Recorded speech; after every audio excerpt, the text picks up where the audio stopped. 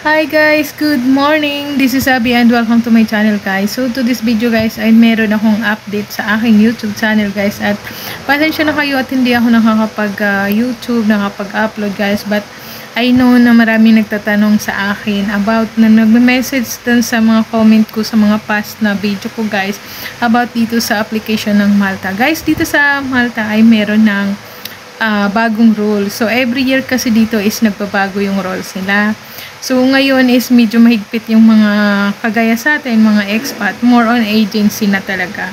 So, meron sila kasing, sa sobrang dami na kasi ng mga aplikante na napunta dito sa bansa nila is parang limited na sila ngayon. Kasi, maliit lang yung bansa na to, kung baga sa parang last year kasi nung mga sa akin is parang medyo konti pa. So, ngayon kasi, parang biglang nag-boom yung mga tao. So, dumami. So, naghigpit sila.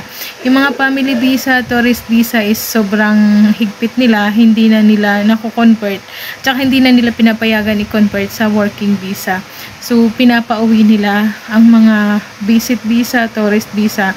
Not like before na pwedeng i-convert yung visa C to visa D. So, ibig sabihin, yung family visa mo ay pwedeng kang magkapagtrabaho, pwede ka nilang bisahan, ganon, before. Ngayon kasi is parang dumadami na yung mga tao dito. So, ang higpit na ng dito. So, makakapasok ka dito as tourist within 3 months lang. So, hindi ka pwede magtrabaho, yung mga ganon. Before kasi is pwede kang magtrabaho.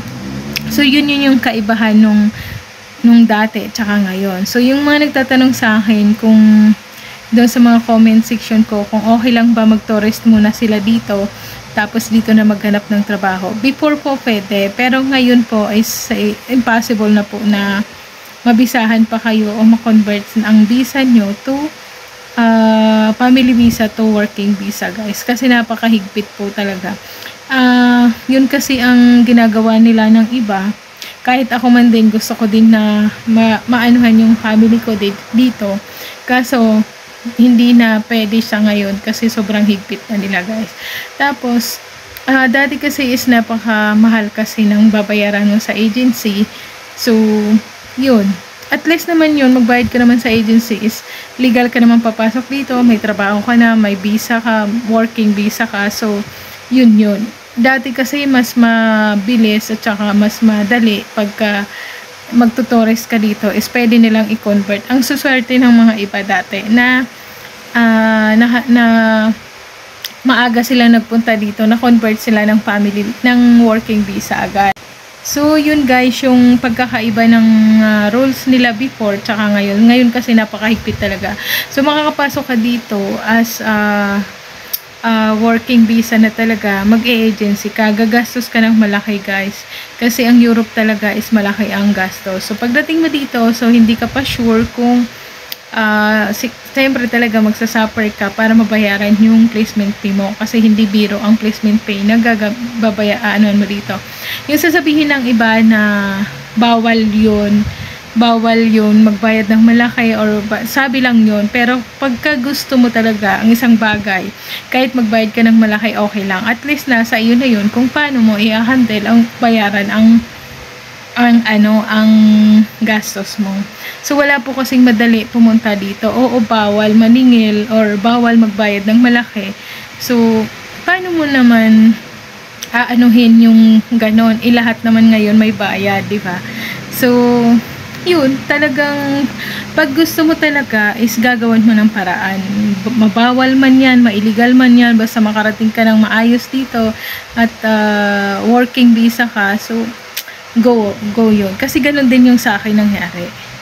Pero, nasa iyo naman yun nasa sipag mo lang pwede, mababayaran mo naman siya kung gugustuhin mo. Kung wala kang pamilya na papadalhan sa Pinas, pwede mong mabayaran yun ng within 6 months. Depende rin sa trabaho at sa sipag mo na pagpunta dito. Pero talaga, pagka halimbawa agency ka naman, sure ka talaga na may visa ka, working visa ka, na may ID ka pagdating dito at may trabaho ka. So, yun ang kagandahan.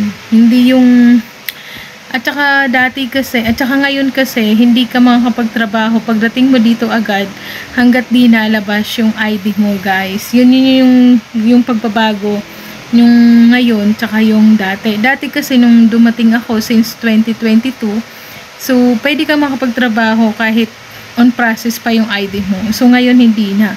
Matatambay ka muna ng mga 2 weeks hanggat di nalabas yung ID mo. So hindi ka pa pwede magtrabaho. So medyo mahigpit sila ngayon. Malaki yung pagkakaiba nung ngayon tsaka yung before. Kaya nga ang swerte ng mga family visa, tourist visa na nakapasok dati, before. Ngayon kasi napakahigpit na talaga. Makakapunta ka dito, magtutourist ka lang, hindi ka na makakapagtrabaho. Diba? So, yun. Yung mga iba kasi is, syempre, gagawin ng magtrabaho pagpapunta dito. Syempre, sayang din naman yung ano mo. Yun yung way nila dati. Pero ngayon, mahirap na makapagtrabaho yung family visa, tourist visa. As in, tourist lang talaga sila. So, uuwi sila. So, yun guys, yung mga na-comment na dati about sa status ng application ng visa dito, convert ng working visa, yung ano.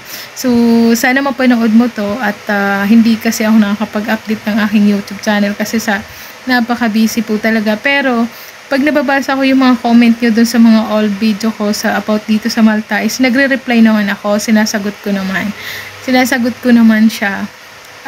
Hindi nga lang ako nakakagawa ng vlog kasi hindi ko maisingit, sobrang busy. So sobrang tagal na, siguro mga 1 month na nakalipas. So ngayon lang ako kasi alam kong inaabangan nyo to, yung pagkakaiba ng application ng visa before tsaka yung ngayon talaga. Kung ikaw magto-tourist visa or magbi-visit visa dito is wag mo nang sayangin yung pera mo kasi pagdating mo dito, hindi yan mako-convert ng working visa. Sayang lang.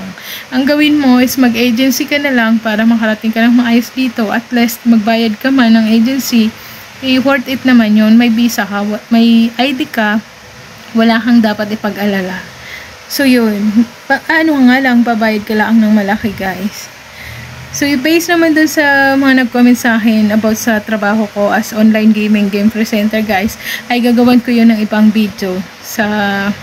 Hindi ko lang sure kung kailan ako makakagawa ng video ulit ng isang vlog. So that's all for today's, guys, and thank you so much for dropping by my channel. Para sa mga comment nyo, nababasa ko yun, nare-replyan ko minsan. So, maraming salamat po. Thank you so much. That's all for today's video, guys. Bye!